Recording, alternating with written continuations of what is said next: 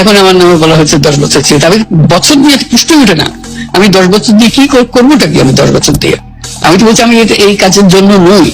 দেশে আমার দেশ পরিচালনা করা আমার দায়িত্ব না, আমার কাজ না, আমি জানি না ঠিক।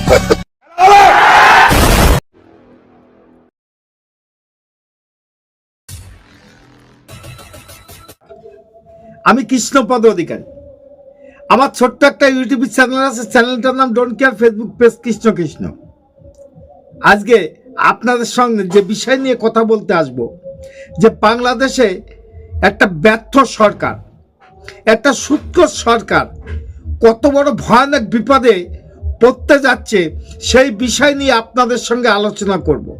কারণ আমরা জানি যে বাংলাদেশ যেভাবে সাধারণ জনগণ অত্যাচার অনাচার হচ্ছে, সেই অনাচার অত্যাচারের হয়তোবা অবসান হতে চলেছে। কারণ ঘরে বাইরের চাপ, ওই ইউনূস সরকার একটা মির্জাফর, একটা রাজাকার বংশধর, সেখানে কোনোদিন বাংলাদেশের ভূমিষ্ঠে ও দাঁড়াতে পারবে না। আপনারা বলতে পারেন এই কথা কিভাবে বলছেন, দেখাবো আপনাদের।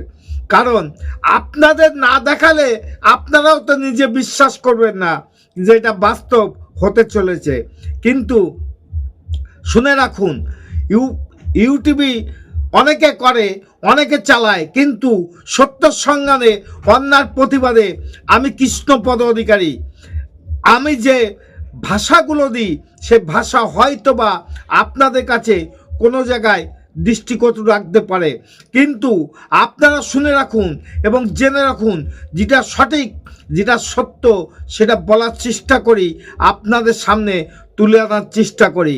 কারণ সময়ের অভাবে হয়তো সব সংবাদ দেখার আপনাদের হয়তো সময় হয় না, তার জন্য নতুনভাবে আপনাদের সামনে পরিবেশন করতে যাই এই সংবাদগুলো।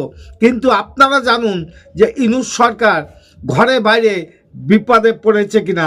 দেখাবো ভিডিওটা, সঙ্গে থাকেন, দেখতে থাকেন ভিডিও।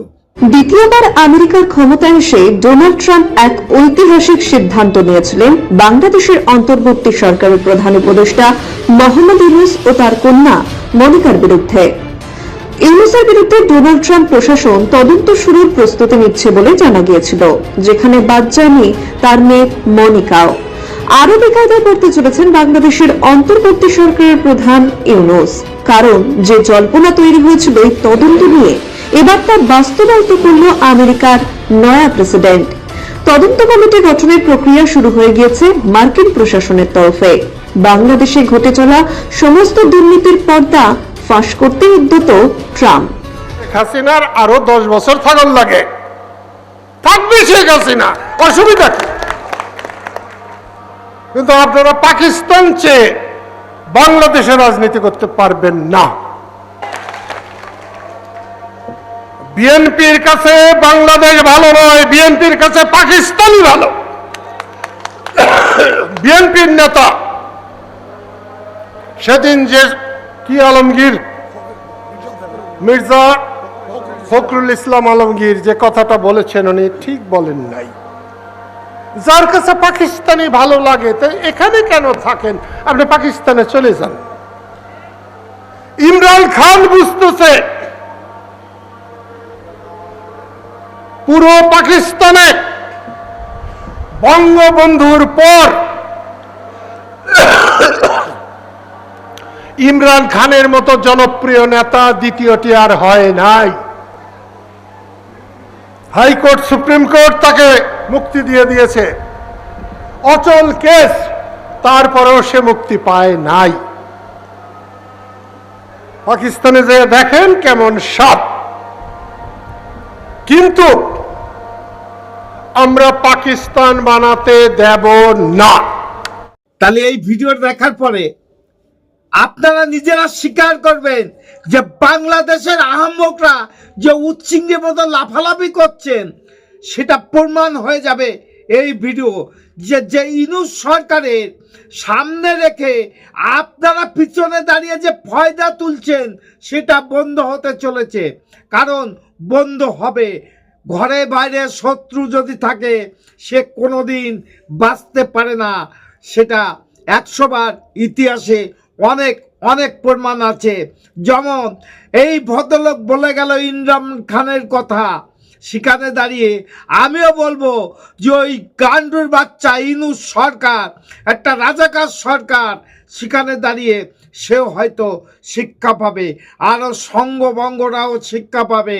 এটাই বাস্তব। কারণ আমি যেটা বলি সেটা সঠিক হয় কিনা আপনারা ভেবে দেখবেন। আমি যে চ্যানেলটা চালাই সত্যের সন্ধানে, অন্যায়ের প্রতিবাদে আমি কথা বলি, কথা বলতে ভালোবাসি। কিন্তু আপনারা যে সমস্ত কর্মকাণ্ডগুলো করছেন এটা সঠিক নয়। কারণ ইতিহাস জানেন না, ইতিহাসের কোনো খবরও রাখেন না, সেখানে দাঁড়িয়ে আপনাদের এই কথাবার্তা শেষ হয়ে যাবে। নমস্কার, আমার ছোট্ট একটা ইউটিউব চ্যানেল আছে don't care, Facebook page Krishna. যদি ভিডিওটা ভালো লাগে লাইক শেয়ার কমেন্ট করবেন, আগামী দিনে একটু আশীর্বাদ করবেন যাতে আপনাদের কাছে আপনাদের মাধ্যমে থাকতে পারি। নমস্কার, টাটা। Madam, when sorry.